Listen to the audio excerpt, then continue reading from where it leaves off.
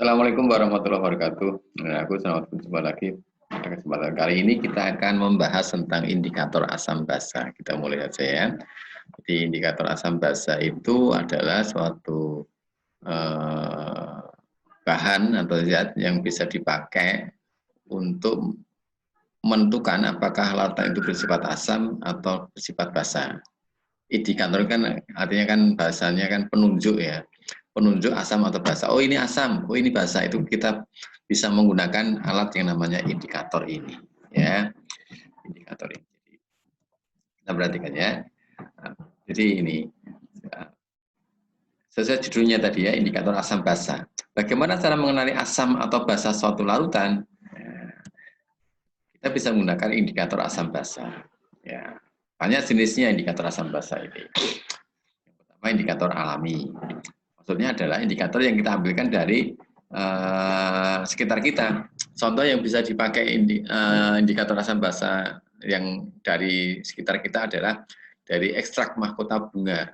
Ekstrak mahkota bunga sepatu ini pernah kita dipraktekkan anak-anak, yaitu bunga sepatu itu kita gerus sampai halus, nanti sampai muncul airnya, ya. Kemudian kita ambil ekstraknya itu tadi, kemudian nanti kita akan coba kan diteteskan pada larutan yang bersifat asam basa untuk ngetes apakah bisa dipakai sebagai indikator tadi.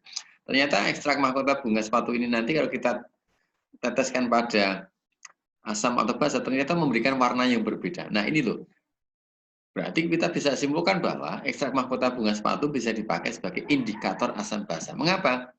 Karena memberikan warna yang berbeda pada lingkungan asam maupun basa. Jadi ini bisa dipakai.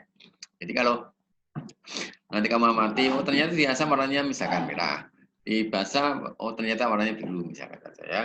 Oh nanti itu bisa dipakai untuk membedakan suatu larutan bersifat asam atau basa. Maka ekstrak mahkota bunga sepatu bisa dipakai sebagai indikator asam basa karena memberikan warna yang berbeda pada asam maupun basa. Ini kamu perlu coba ini, ya, perlu coba. Kalau misalkan kamu cari asam dan basanya kan mudah. Kamu beli cuka gitu kan nanti asam, ya. Kemudian kamu larutkan air sabun itu nanti basanya. Kemudian buat indikatornya itu kalau di rumah ya, karena kamu nggak punya bahan kan, maka bisa betul ekstrak mahkota bunga A bisa membedakan warna pada asam atau basa. Di lab banyak, bisa asamnya kamu ambilkan contoh cuka bisa, hasilnya bisa, asam sulfat bisa, basanya bisa diambilkan NaOH, ada KOH, ada CaOH 2 kali atau batu kapur dan sebagainya. Ini indikator alami. Bisa juga dengan indikator lakmus. Ini kalau di lab ada wujudnya seperti kertas gulungan begitu, ada yang lakmus berwarna merah, ada yang berwarna biru. Asam itu memerahkan lakmus biru, itu asam. Memerahkan lakmus biru. Jadi yang bisa mengubah lakmus biru menjadi merah itu hanya larutan yang bersifat asam. Basa itu membirukan lakmus merah. Jadi yang bisa merubah lakmus merah menjadi biru itu basa. Wujudnya kertas gulungan pita. Jadi pita seperti pita itu, ya kertas kecil gulungan. Jadi kalau suatu larutan A dites dengan lakmus merah kok berubah menjadi biru, oh larutan A itu pasti basa. Itu. Larutan B kalau dicek dengan lakmus biru kok menjadi merah, oh larutan itu mesti asam. Larutan X kok dites dengan lakmus merah, tetap merah, harus dicek lagi. Kemudian larutan X ini dicek lagi dengan lakmus biru gantian. Loh, kok tetap biru juga? Artinya tidak mengubah lakmus merah maupun lakmus biru. Sifatnya apa? Ya netral. Oh, tidak mengubah lakmus merah maupun biru. Gitu kan? Kemudian larutan Z, lakmus merah tetap merah. Dites lagi dengan lakmus biru, kok berubah menjadi merah? Nah, berarti Z tadi bersifat asam karena memerahkan lakmus biru. Gitu kan? Larutan A dites dengan lakmus merah menjadi biru. Pasti langsung kesimpulannya bersifat basa. Atau begini, larutan A dites dengan lakmus biru, kok tetap biru? Dites lagi, harus dites lagi untuk menyimpulkannya. Dites dengan apa? Lakmus merah. Ternyata dengan lakmus merah kok berubah menjadi biru. Oh, berarti basah. Jadi ciri khasnya itu. Asam itu yang memerahkan lakmus biru, basah itu yang membirukan lakmus merah. Nek netral tidak mengubah warna lakmus. Lakmus merah ya ajeg merah, lakmus biru ya ajeg biru, itu netral berarti. Tidak asam, tidak basah. Gitu ya. Tuh. Kemudian tentang indikator lainnya, misalkan indikator medium jingga ada, medium merah, bromtiol biru, dan lainnya masih ada banyak. Kamu bisa baca referensi. Indikator fenolftalen itu juga sama, mirip seperti ini. Jadi cairan nanti, itu nanti ada istilahnya trayek pH-nya. Indikator medium jingga itu bisa dipakai untuk membedakan trayek pH berapa sih, nanti ada datanya. Dan penggunaannya akan kita bahas nanti. Ada juga indikator universal dan pH meter. Nah, dua-dua ini, indikator universal dan pH meter ini bisa langsung menentukan pH-nya berapa, sehingga kita langsung bisa menentukan sifatnya apa. Kalau sebelum ini kamu sudah membahas tentang pH asam basa. Kalau asam itu pH-nya di bawah 7, basa di atas 7. pH 7 adalah netral. Indikator universal ini wujudnya sama seperti pita gulungan kertas juga. Ada juga yang berupa stick. Nanti ada data warna. Misalkan ya pH 1 warna seperti ini, pH 2 warnanya ada gambarnya, pH 3 ada, sampai pH 14 itu ada datanya, pH 13 maaf.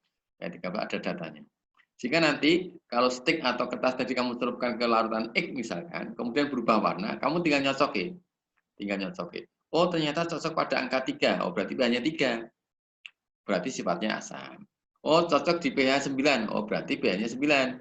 Maka bersifat basa dan seterusnya. Itu indikator universal. Jadi sudah ada cek warnanya. Oh, nanti kertasnya nanti atau sticknya nanti berubah menjadi warna seperti apa, dicek. Oke. Cocoknya warna. Maka syarat mutlaknya tidak boleh buta warna ini. Maka kimia nggak boleh anak yang buta warna belajar kimia. Ya, di jurusan kimia nggak boleh. Pasti di jurusan matematika nanti yang tidak butuh warna.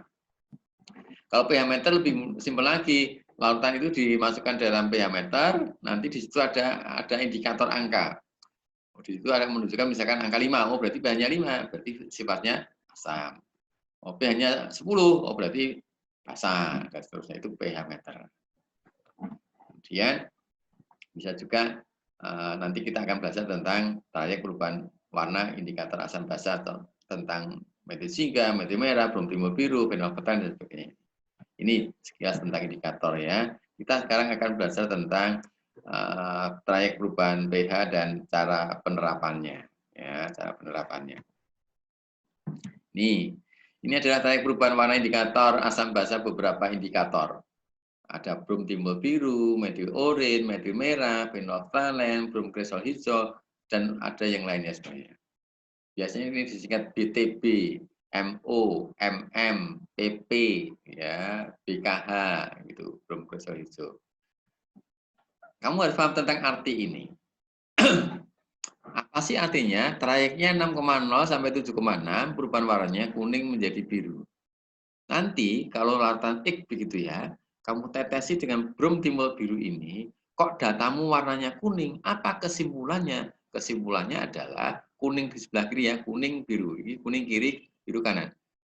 Kesimpulannya adalah jika warnanya kuning, itu pH-nya di bawah 6,0 atau sama dengan. pH-nya di bawah 6,0 atau sama dengan. Kalau larutan X itu kamu tetesi dengan bromtiol biru, kok ternyata warnanya biru, maka dipastikan pH larutan itu adalah di atas 7,6 atau sama dengan 7,6. Ya, biru kanan ya kita ambil kanan angkanya. Kalau kiri ya kita ambil kiri, kuning kiri. Kalau kiri berarti di bawah 6,0, kalau kanan di atas 7,6. Kanan itu yang biru ya. Itu artinya trayek perubahan warna. Jadi misalkan metil urin gantian. Kalau larutan Z kamu tetesi dengan metil urin kok warnanya merah, merah kiri, maka pH-nya di bawah 3,4 atau sama dengan. Kalau kamu tetesi dengan metode orange kok warnanya kuning, maka pH-nya di atas 4,4 atau sama dengan. Itu artinya. Jadi itulah arti trayek perubahan warna dari pH. Sehingga nanti angka-angka ini menyesuaikan. Ini berarti merah di bawah 4,2, kuning di atas 6,3. PP, indikator PP tak berwarna di bawah 8,3 atau sama dengan, merah di atas 10,0 atau sama dengan 10. Belum kristal hijau, kuning di bawah 3,8, biru di atas 5,4. Seperti itu. Contoh soalnya semacam ini. Suatu larutan memberikan warna kuning dengan indikator MM. Kita cek, MM itu metode merah. Kuning mana ini? Kuning. Nah, kanan ya. Kita pilih angka yang kanan. Berarti kesimpulannya kan di atas 6,3. Maka kita buat garis ini, kita tulis 6,3-nya. Nah, kesimpulan pertama, analisa pertama, dia harus di atas 6,3. Maka saya taruh di sebelah kiri garis ini untuk menyederhanakan mengingat kita. Di atas 6,3. Terus dilanjutkan.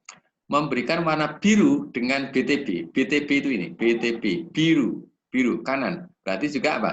Di atas 7,6. Kalau di atas 7,6 nulisnya di kiri. Oh, ternyata 7,6, di atas 7,6. Analisa sementara di atas 6,3, di atas 7,6. Itu pH larutan tersebut. Terus dilanjutkan lagi apa ini? Dan tidak berwarna dengan PP. PP itu phenolphthalein, tidak berwarna. Tak berwarna kiri. Kita pilih angka yang kiri, 8,3. Berarti di bawah 8,3. Maka kalau di bawah berarti kita terus di kanan malahan ya. Nah, di bawah 8,3. Analisanya ya, di atas 6,3, di atas 7,6, di bawah 8,3. Apa kesimpulannya? Ya kita cari jarak terdekatnya. Berarti ini. Oh, pH larutan itu pasti antara 7,6 sampai 8,3. Gitu. Karena di atas 6,3, di atas 7,6, di bawah 8,3. Maka pH larutan itu adalah antara 7,6 sampai 8,3. Nih. Jadi larutan tersebut mempunyai pH 7,6 sampai 8,3. Ini cara penulisannya. Gitu ya. Saya satukan satu lagi. Ini datanya sama. Larutan memberikan warna kuning dengan indikator MO. MO itu metode orange. Kuning. Mana ini? Kanan ya. Berarti di atas 4,4. Nulisnya di kiri ya. Di atas 4,4. Lanjut. Memberikan warna kuning juga dengan brom timbul biru. Brom timbul biru kuning. Kuning kiri ya anakku. Kiri berarti 6. Berarti di bawah 6,0. Nah, berarti kalau di bawah berarti nulisnya di kanan. Di bawah 6,0. Di atas 4,4, di bawah 6,0. Lanjut. Dan biru dengan brom kristal hijau. Brom kristal hijau biru kanan. Berarti kanan ini, berarti kalau kanan di atas 5,4. Kalau di atas nulisnya di kiri. Di atas 5,4. Berarti analisanya di atas 4,4, di atas 5,4, di bawah 6,0. Maka kita cari jarak yang terdekat. Jangan 4,4 sampai 6,0, tapi ini 5,4 sampai 6,0. Maka kesimpulannya larutan tersebut mempunyai pH antara 5,4 sampai 6,0. Seperti itu manfaatnya trayek perubahan warna dan trayek angka pH. Suatu indikator, gitu ya. Silakan dicermati. Sudah santos 2, sekarang nanti kamu akan latihan ini. Nah, ini ada menganalisa dua larutan X dan Y.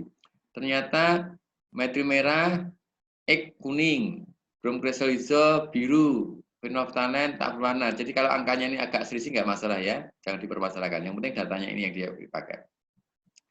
Nah ini yang agak nyeleneh nih. Jingga. Ini merah kuning. Jingga maksudnya apa? Berarti pH-nya nanti di antara ini ya.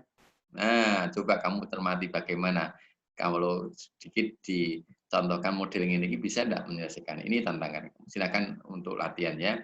Untuk indikator asam basa seperti itu, silakan ini sebagai latihan, dicoba. Nanti kita akan bahas di kelas. Nanti kita akan sambung pada titrasi asam basa ya. Nanti akan kita sambung pada titrasi asam basa pertemuan berikutnya.